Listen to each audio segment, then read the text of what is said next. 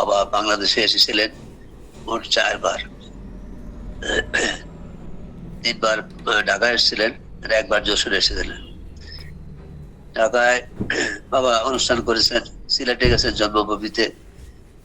তো যতবারই ঢাকায় এসেছেন সিলেটে গেছেন ওনার জন্মভূমিতে, এবং সিলেটে শহরে অনুষ্ঠান করেছেন। তো 2019-এর কথা, 2019 উনি আমরা এর আগে 2014-এর কথা, 14 এবং 19-এর 14-এর কথা বলেছি। তো 2019-এ বাবা এসেছিলেন ঢাকায়। ঢাকায় আসার পথে উনি আসছিলেন, যশোরে ছিলেন। যশোরে হীরামন্দের বাড়িতে একটা বিরাট মহোৎসব হয়েছিল। রিঙ্কুকে তার শ্বশুর হীরামনের বাবা বলছিলেন, তুমি অবশ্যই বাবাকে নিয়ে আসবা।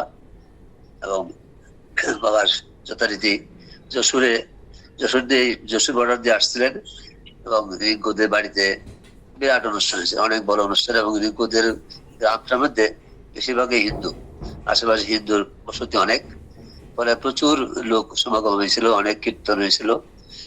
খুব ভালো, বাবা খুব ভালো বোধ করছিল এবং বাবা খুব খুশি ছিল। এখানে বাংলাদেশে আমরা ঢাকা থেকে আমাদেরকে নিমন্ত্রণ করা হয়েছিল, তা আমরা অনেকে যেতে পারি নাই। আমার স্ত্রী গেছিলেন, তো বাবাকে অনুষ্ঠান শেষে বাবাকে নিয়ে ঢাকা ফিরলেন। বাবা প্রথমে তপনের বাড়িতে ছিল কিছুদিন, সেখান থেকে আমরা বাবাকে নিয়ে যেখানে অনুষ্ঠান করব ঢাকেশ্বর মন্দিরে, সাধারণত আমরা কোনো কিছু করতে গেলে বাবাকে আমরা ইদানিং বুঝে গেছি, আমরা 2014 সালে অনেক ভুলভ্রান্তি হয়েছিল, ইদানিং বুঝে গেছি বাবাকে নিয়ে জায়গাটা পরিদর্শন করাই। বাবা দেখে খুব খুশি হন, নতুন একটা জায়গা ইয়ের মধ্যেই, ঢাকেশ্বর মন্দিরের মধ্যেই, তো সেই জায়গাটা সিলেক্ট করে যে এই জায়গাতে করো। তো আমরা সেভাবে প্রস্তুতি নেই। তারপরে বাবা সিলেটে যাবে। সিলেটে একটা বড় অনুষ্ঠান, মানে সিলেটে এরা বেশ বড় সড়ো আকারে বাবাকে নিয়ে অনুষ্ঠান করবেন, সেটা আগেই ওনারা প্রোগ্রাম করেন। প্রোগ্রামটা বাবা যখন এখান থেকে রওনা দিবেন তার আগেই বাবা আমাদেরকে এই প্রোগ্রামটা ওখান থেকে দেন। বাংলাদেশে ঢাকায় চলে আসলেন অনুষ্ঠান শেষে, ঢাকা সরাসরি এসে পরে আমার বাসাতেই থাকলেন। আমার বাসায় থাকার পরেই অনুষ্ঠানটা ঢাকার শ্রী মন্দিরে অনুষ্ঠানের জন্য বাবাকে আবার অনুষ্ঠানে নিয়ে যাওয়া হলো। আগের দিন দেখানো হলো বাবা কি ধরনের বাটি হবে, কি ধরনের কি কি আইটেম হবে, বাবা সব দেখলেন। এগুলি না দেখাইলেই আমাদের সমস্যা হয় না, আমরা জানি, আপনারা জানেন। তো বাবাকে দেখানোর পর বাবা বললো যে ঠিক আছে, ভালো। যাই হোক, অনুষ্ঠান সেদিন অনুষ্ঠান সেদিন শান্তি মতে অনুষ্ঠান হলো, অনেক লোকজন আসলো এবং প্রায় 5,000 লোকে প্রসাদ পাইলো। ঢাকাতে বেশ ভালোই অনুষ্ঠানটা ছিল আর কি সেদিন। 19 সালে মোটামুটি এই করার পরে বাবা আবার ওই যে আমি বলছিলাম যে বাবা সবসময় তার ওই শান্তি আশ্রম, এই সৈয়দ আল বুখারী, ওনার কোয়ান্টাম গুরু, ওনার সঙ্গে দেখা, ওনারা গাড়ি নিয়ে রেডি থাকেন, নিয়ে আসেন, আবার বাবাকে নিয়ে যান। তারা দুইজন একজন একজনের সঙ্গে কথা বলেন, খুবই আনন্দ পান, তারপরে বাবা চলে আসেন। এভাবে 19 সালের এটা এভাবে শেষ হয়। তো কিন্তু ওই 19 সালে একটা ঘটনা ঘটে, সেটা হলো যে ওই সিলেটের একজন নাম উপেন্দ্র দেবনাথ, তার বাড়ির অলমোস্ট সবাই, অন্তত প্রায় 4 জন মনে হয় ডাক্তার তাদের ফ্যামিলিতে, আর উনি প্রফেসর সাবজেক্টের। ওনার নামে উনি একটা ওখানে ওই মহাপ্রভুর নামে একটা ইয়ে করছেন, লাইব্রেরি করছেন সিলেটে। তো উনি ঢাকাতে বাবা আসলে পরে বাবাকে যেন অবশ্যই ওনার ছেলে ভর্তি আছে অ্যাপোলো হাসপাতালে, সেখানে যেন আমরা নিয়ে যাই। সেজন্য উনি অনেক রিকোয়েস্ট করলেন, বাবাকে এসে বলে গেলেন অনেকবার। তো শেষ পর্যন্ত আমি ওনাকে বাধ্য হইলাম নিয়ে যেতে। বাবা গেলেন আমার সাথে অ্যাপোলো হাসপাতালে যে নিউরো সার্জারি ওয়ার্ডে ওনার ছেলে অ্যাক্সিডেন্ট হয়ে একদম তার এফাসি হয়েছিল, কথা বলতে পারতো না, এবং হাত পা প্যারালাইসিস হয়ে গেছিল। প্রায় কয়েক মাস যাবৎ সে ইয়েতে ছিল, ওই হাসপাতালে ছিল। আমরা যাওয়ার পরে তোমরা এত বাবাকে রিকোয়েস্ট করলেন আপনি আশীর্বাদ করে যান। বাবা বললেন যে ঠিক আছে আমি ইয়ে করবো। বাবাকে ওনারা বারবারই বলতেছিলেন, এতবার বলতেছিলেন যে বাবা একটু তার হাতে মাথায় একটু হাত বলে আপনি প্রার্থনা করে যান, একটু বলে যান, আশীর্বাদ করেন।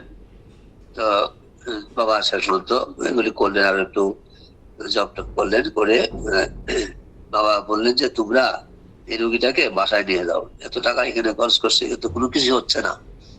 বাবা তো বুঝে গেলেন কি ওষুধ পাচ্ছে, সবাই বুঝেন কিছু হচ্ছে না, ওনার তো টাকা পয়সা খরচ করতেছে, বাড়িতে নিয়ে যা, আমি ওষুধ দিব, তাইতে হবে। এইটা তো তাদের কাছে বিশ্বাসযোগ্য মনে হয় না।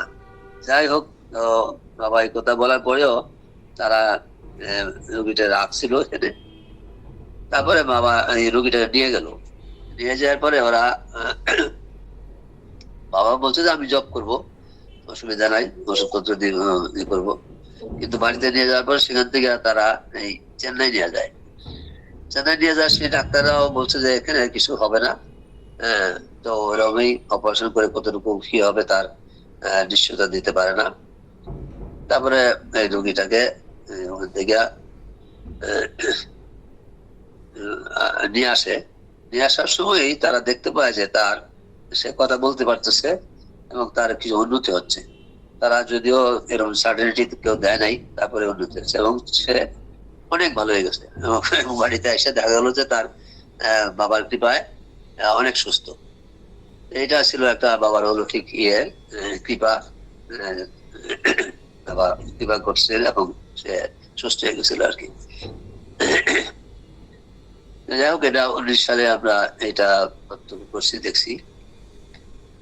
আর বাবা এরপরে ঘটনা হলো যে আমার ছোট বোন জয়শ্রী, বাবার একটা অনুষ্ঠান ছিল ইয়েতে আগরতলায়, বাবার জন্মোৎসব। জন্মোৎসবে আমরা গেলাম। সে জন্মোৎসবের সময় জয়শ্রী খুব অসুস্থ হয়ে পড়ল, অতিরিক্ত অসুস্থ ছিল। মানবেন্দ্রদার বাড়িতে অনুষ্ঠান ছিল, অনেকেই জানেন এবং অনেকেই গেছেন। তখন অনুষ্ঠানটা খুব ভালো অনুষ্ঠান হয়েছিল, আমিও গেছিলাম, তখন আমার ওয়াইফও গেছিল। তো সেখানে যাওয়ার আগে আমরা শুনতেছি যে জয়শ্রী খুবই অসুস্থ, সে এই অনুষ্ঠানে আসতে পারবে না এবং তাকে হীরামন কয়েকদিন আগে গেছিল, হীরামন সহ বোরন সহ ওকে জয়শ্রীকে তাদের বাড়ি থেকে এত খারাপ অবস্থা যে তার মরণাপন্ন অবস্থা, তাকে নিয়ে গেল আইসিইউতে, ওই ইয়েতে আগরতলার একটা হাসপাতালে আইসিইউতে ভর্তি করতে হইলো, বাধ্য হইলো। তখন বাবা যখন শুনলেন এই কথা এবং অনুষ্ঠান শুরু হবে বাবার জন্মদিবস, সে নায়িকা এবং হাসপাতালে এবং তার আইসিইউতে আছে, এই অবস্থায় বাবা বললেন তোমরা ওকে নিয়ে আসো। তো এটা বলার পরে সবাই অবাক, আইসিইউতে কিভাবে নিয়ে আসবে, এখন মাত্র ভর্তি করলো, হয় না, তাকে নিয়ে আসো। সেদিন ভর্তি করলো, রাত্রিবেলা ভর্তি করলো, পরের দিন সকালবেলা বলে তুমি নিয়ে আসো, এখনই নিয়ে আসো, এখনই নিয়ে আসো। বাবার কথা যা কথা তাই শুনতে হবে। যাতে বাবা পাঠাইলেন, লোকজন পাঠায়, তারপরে ওখান থেকে নাম কাটায় আবার এই মানবন্দ্র দাদার বাড়িতেই নিয়ে আসলে। বাবা বললো যে যেখানে যে ঘরে আমি থাকি তার পাশের ঘরে তাকে রাখো, সেই ঘরে পাশে রাখো। এখন সেখানে আইনা তাকে শোয়া দেওয়া হলো, সেখানে থাকলো। বাবা ওষুধ দিলেন এবং বাবা বললেন যে এখানে থাকলে ভালো হবে সে। সত্যি সত্যি আমরা গেলাম, গিয়ে দেখলাম যে ওকে তো আইসিইউ থেকে নিয়ে আসা হলো, এখানে তার কোনো অক্সিজেন চলে না, কিছু চলে না, শুধুই বাবার কিছু ওষুধ, বাবার দেওয়া কিছু ওষুধপত্র খায়, আর কিছুই নয়। এবং সে অনেকটা ভালো, মানে সে বসতে পারে, শুয়ে থাকে, এই অবস্থাটা ভালো। এবং সেটা অতিরিক্ত শ্বাসকষ্ট কিংবা অতিরিক্ত খারাপ অবস্থা তার নাই, মোটামুটি সে ভালোই ছিল বাবার হেলথে। যদিও চলাফেরা করতে পারতো না অতিরিক্ত, কিন্তু সে উঠে বসতে পারতো, বাথরুম যেতে পারতো, এটুকু পারতো। বাবা নিয়ে আসার পরে এটা একটা অলৌকিক ঘটনা যে কিভাবে আইসিইউ থেকে একটা রুগী বাবা সাথে সাথে বললেন যে তুমি এখনই নিয়ে আসো, নিয়ে আসার পরে আর তাকে বাবা দেখে, বাবার কৃপায় সে অনেকটা সুস্থ ছিল তখন সেদিন। তো ওটা যাই হোক, মানে আমাদের তার বাড়িতে অনুষ্ঠানটা ভালো সুন্দর সম্পন্ন হলো, আমরা চলে আসলাম। তারপরে বাবা ওর অসুস্থ, কিন্তু তখন সেগুলো ঠিক আছে, কিন্তু তার তো একটা সমস্যা রয়ে গেল। এবং শেষ পর্যন্ত তাকে যখন অসুস্থতা বাড়ে, তখন সে বাবা মোলনকে বললো, আর বিধানকে বললো যে তোমার মাকে মামার কাছে নিয়ে যাবো। মামা মানে আমার কাছে নিয়ে আসতে বলে, বাংলাদেশে নিয়ে আসতে বলে। তো বা ইন্ডিয়া তো চিকিৎসা ভালো আছে, তবে আমার এখানে থাকলে একটু কেয়ার পাবে সেটা বুঝছে, কিন্তু বাবা বললো যে মামার কাছে দিয়ে যাও। তারা এই কথা বলবার পরে আমরা তো রেডি হইলাম তাকে আনার জন্য। তো ওরা নিয়ে আসলো, ওরা আমি গোপালকে বললাম যে ওই অ্যাম্বুলেন্স নেওয়া, এই একদম বর্ডারে থাকার জন্য। বর্ডারে থাকলো এবং ওরা নিয়ে আসলো, এবং অ্যাম্বুলেন্সে করে সাথে সাথে আমি আমি যে হাসপাতালে প্র্যাকটিস করি, প্রাইভেট হাসপাতাল, আলোক হাসপাতাল, সেখানে সরাসরি আমি বেড ঠিক করে রাখি, সাথে সাথে তাকে নিয়ে আসি। যে বাবার কৃপা, বাবা যেহেতু বলছে যে আমার কাছে নিয়ে আসছে, আমি সেভাবেই যতটুকু সম্ভব ডাক্তারদেরকে বলে রাখি, যারা চিফ কনসালটেন্ট ছিল তাদের সবাইকে বলে রাখি, একটা কেবিন ঠিক করে রাখি, কেবিনে এটা ভর্তি করে বিধান ছিল সংরক্ষণ। বা এখানে আসার পরে অনেকটা উন্নতি হয়ে যায়, বেশ ভালোই উন্নতি হয়ে যায়। এবং তাকে আমরা 1 সপ্তাহ তো 10 দিন পরে হাসপাতাল থেকে আমার বাসায় নিয়ে আসি। বাসায় আসার পরে তো বেশ সুন্দর, অনেকটা ভালো, একটা হাঁটাচলা করতে পারে, আসি বসি মোটামুটি। তারপরে এই যে বাবার কৃপায়, বাবা বলছে এখানে, আমরাও খুশি ছিলাম ভালোই। এবং সে তারপরে ছিল ভাইফোঁটা। তো ও বহুদিন আমাদেরকে বলতো যে তোমরা আসো ভাইফোঁটা দিবো, ভাইফোঁটা দিন। তা আমরা তো ভাইফোঁটা নেওয়ার জন্য আগ্রহী, ওই মোবাইলে ভাইফোঁটা দেওয়া হইতো, কিন্তু যাইতে পারি নাই। সবাই একসাথে, আমরা 6 ভাই 1 বোন। তো 5 ভাই বাংলাদেশে আছি, আর 1 ভাই ইন্ডিয়াতে আসামে আছে। তো ও তো এই ভাইফোঁটা দেওয়ার জন্য উদ্গ্রীব, পারে না, আমরা পারি না। তো সেই সময় বাবার কৃপায় সে সুস্থ, অনেকটা সুস্থ। সে আমাদের সবাইকে ভাইফোঁটা দিল আমার বাড়িতে। তারপরে আমাদের যে গ্রামের বাড়িটাতে তার যাওয়ার খুব ইচ্ছা। সেখানে আমার বাড়িটা আমরা ঠিক করে রাখছি, ওর আমার ছোট 2 ভাই থাকে। তো সেখানে আমরা ওকে নিয়ে গেলাম আর কি। নিয়ে যায়, তারপরে বেশ সে আনন্দের মধ্যে সে ছিল। আমাদের আরো আত্মীয় স্বজন সহ আমার চাচাতো ভাই বোনেরা সবাই গেল। মোটামুটি বাড়িতে বেশ আনন্দমুখর অবস্থায় সে দিনটা কাটায় আসলো। তারপর এখান থেকে তার ভিসা প্রায় শেষ। তো এখানে ডাক্তাররা বললো যে তার একটা ওই কোলোনোস্কোপি লাগবে, এন্ডোস্কোপি করা হয়েছে, কিন্তু ওই তার দেখা গেল স্টমাকে কোনো সমস্যা নাই। এত কথাগুলি মানে বলতেছি এই কারণে যে বাবার কৃপা ছাড়া ও কিছুতেই এতটুকু করতে পারতো না। তার মনের যে ইচ্ছা ছিল, একান্ত ইচ্ছা, এখানে আসবে, ভাইফোঁটা দিবে, আর বাড়িতে যাবে, এগুলি তার ইচ্ছা ছিল, এবং বাবার কৃপায় এগুলি সম্পূর্ণ করছে। যেহেতু তার ভিসা ছিল না, সেহেতু আমরা তারা রাখতে পারি যায়নি। আমরা বললাম যে ভিসা করে পরবর্তীকালে সে আসলে পরে তার বাকি চিকিৎসাটা এখানে হবে। তো ও চলে গেলার পরে 2 দিন 3 দিন ভালো ছিল আগরতলা যায়। তারপরে সে এত অসুস্থ হলো যে অকল্পনীয়, মানে সে কিছুতেই তার রক্ষা করা গেল না। এবং সে শেষ পর্যন্ত তাকে হাসপাতালে ভর্তি করতে হলো। ভর্তি করে ওখানে বলল নাই, ওদের বাবার এই ইয়েতে জন্মদিবস এরা সবাই ইয়েতে গেল, ওই কি বলে পুরীতে দান উৎসবে পুরীতে গেল। তো বোলানো চলে গেল, বিধানও চলে গেল, এখন শুধুই এখানে ওর দুই দুই বউ আছে, দুজনের, তো তারা ছাড়া আর কেউ নাই গা। এবং এই অবস্থায় তারা হাসপাতালে ভর্তি করা হলো, খুবই ক্রিটিক্যাল অবস্থা। তারা এক বউ থাকে বাড়িতে, আরেকজন থাকে হাসপাতালে, এইভাবে কোনোভাবে তারা তাকে শেষ পর্যন্ত ওই একটা ছোট হাসপাতালে ভর্তি হয়েছিল। বাবা বলে দিয়েছিল, বাবাকে জানানো হলো। জানানোর পরে বাবা বললো যে ওকে ছোটখাটো একটা হাসপাতালে ভর্তি করিও, হ্যাঁ, বড় কোনো হাসপাতালে ভর্তি করিও না।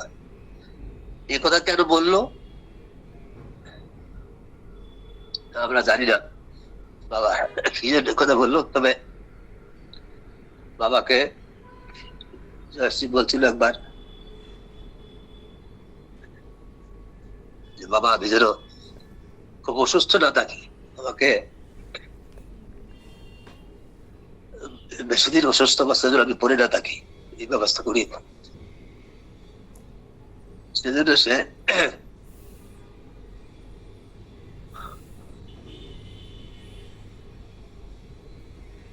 বাবা ওকে বললো যে তোমরা ছোটখাটো হাসপাতালে ভর্তি করো। ছোট হাসপাতালে ছিল, তারপরে ওখান থেকে যখন বড় হাসপাতালে নিয়ে গেল, নিয়ে যাওয়ার পথে কিন্তু সে মারা গেল, কত হয়ে গেল। এবং সেখানে তার শেষ। যাই হোক, তার শ্রাদ্ধ খাদ্য কিন্তু শেষ পর্যন্ত করতে হইলো এই পুরীতে। আমরা তো পুরীতে চলে গেলাম। তারপরে যাই হোক, সেখানে সেখানে কলমুনিদা বাবা তার সাথে সাথে করলো। সেই অনুষ্ঠানটা এখানেই খুবই প্যাথেটিক আমার জন্য। তার বয়সটা তো বেশি ছিল না, আমার ছোট, আমার ইমিডিয়েট ছোট। যাই হোক,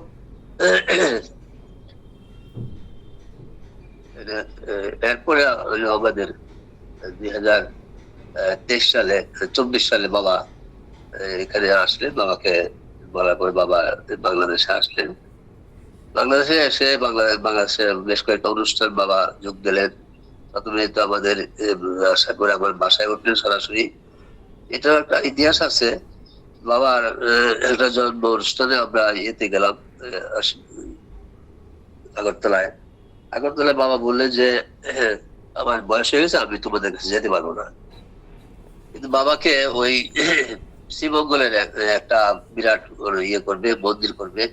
সেখানে বন্ধু প্রীতম দাদা ব্রহ্মচারী, উনি বাবার কাছে গেলেন, বাবাকে নিমন্ত্রণ করলেন। তো বাবা বললেন যে ঠিক আছে যাব। বাবাকে বললেন যে এখানে বাবা লক্ষ লোকের সমাবেশ হবে। বাবাকে বললেন উনি অনেক বড় আমি একটা মন্দির করব, এখানে জগৎবন্ধু আশ্রম করব।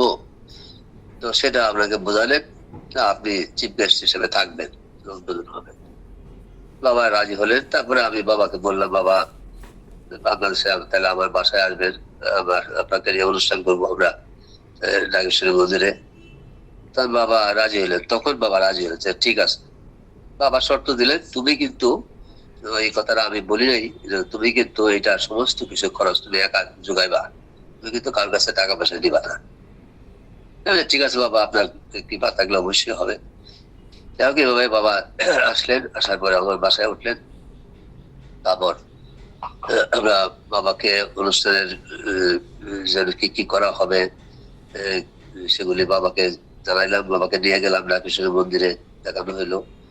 বাবা আসার পরে বাবা, তার আগে বাবা খুব শর্ট টাইম নিয়ে আসলেন আর কি। মানে বাবা সম্ভবত এখানে অনুষ্ঠান ছিল হয়তো ফেব্রুয়ারি 9 তারিখ সম্ভবত।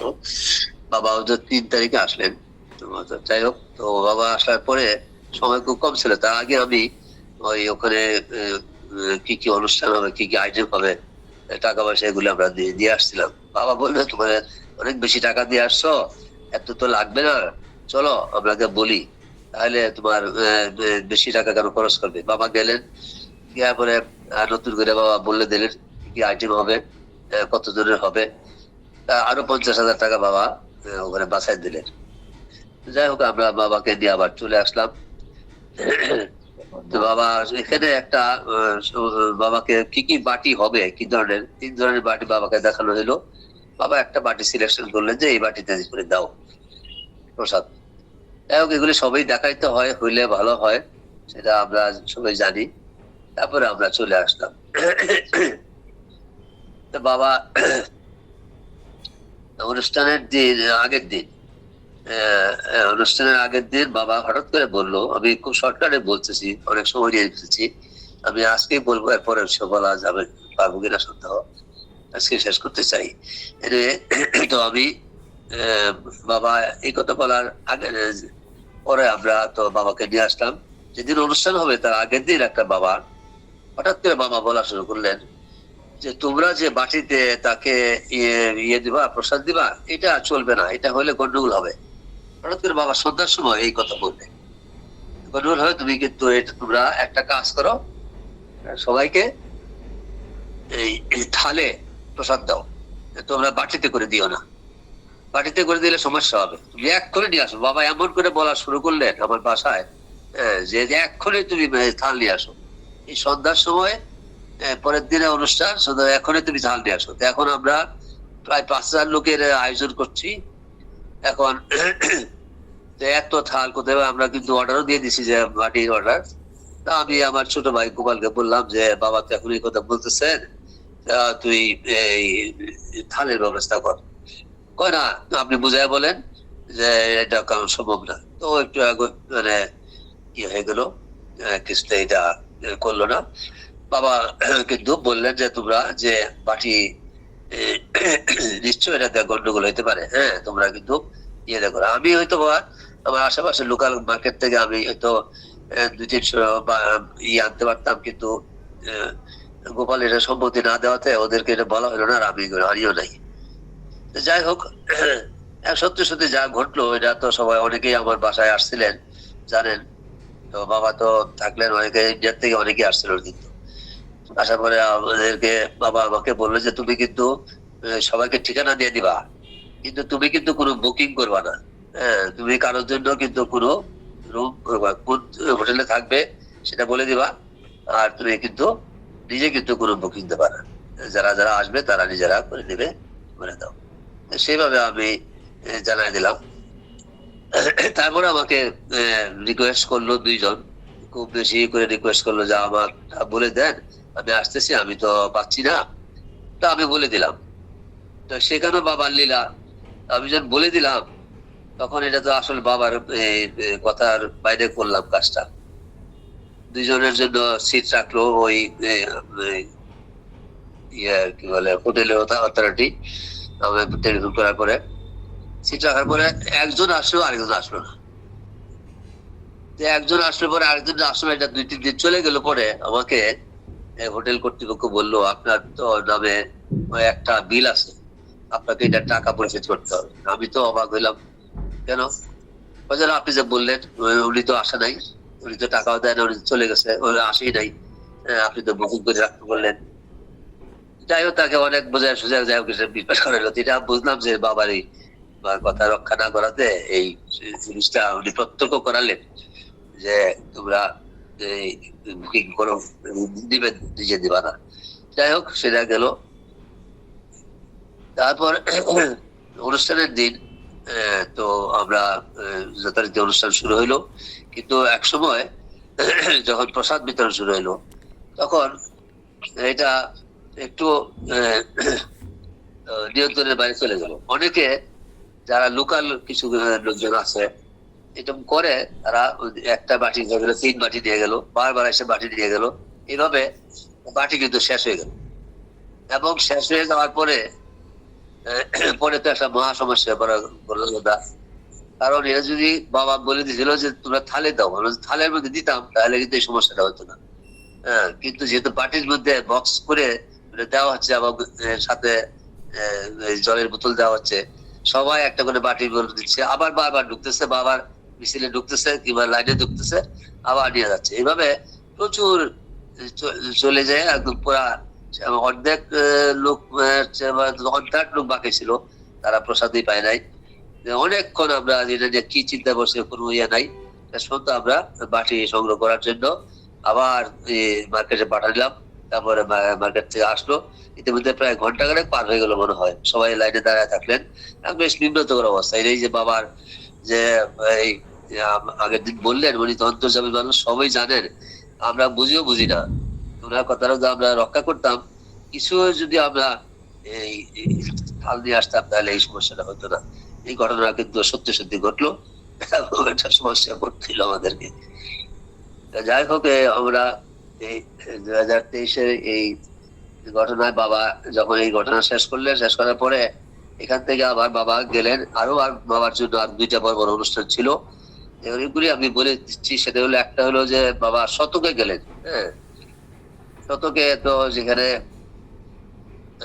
অনুষ্ঠান করলেন, আমরা ওখানে শতকে আমিও গেছিলাম। তো শতকে অনুষ্ঠানের পরে বাবা গেলেন, সেখান থেকে বাবার জন্ম বিটা অনুষ্ঠান, সেখানে বিশেষ করে তপন এবং গোপাল অ্যারেঞ্জ করলো। এটা এটা হলো যে বাবার জন্ম বিটা হরিতলা, বাবা বলে হরিতলায়। ওখানে বাবার জন্ম বিটায় অনুষ্ঠান করা, বাবা ওখানে অনেক লোকজনকে সেবা দেওয়া দেওয়া হলো। অনেক প্রচুর লোকজন, প্রায় 1000 2-3 হাজার লোক ওখানে জমা হয়েছিল, তাদেরকে সেবা দেওয়া হলো। এবং তারপরে সেখান থেকে সিলেটও গেলেন, এবং বিতঙ্গল আখড়া আছে একটা, বেশ নাম করে আখড়া, সেখানে গেলেন। সেখানে প্রচুর লোক হয়েছিল। এবং মোটামুটি এইটা শেষ করে বাবা বাংলাদেশের এই অবস্থান শেষ করলেন। তারপরে উনি চলে গেলেন, উনি আগরতলা বর্ডার দিয়ে চলে গেলেন।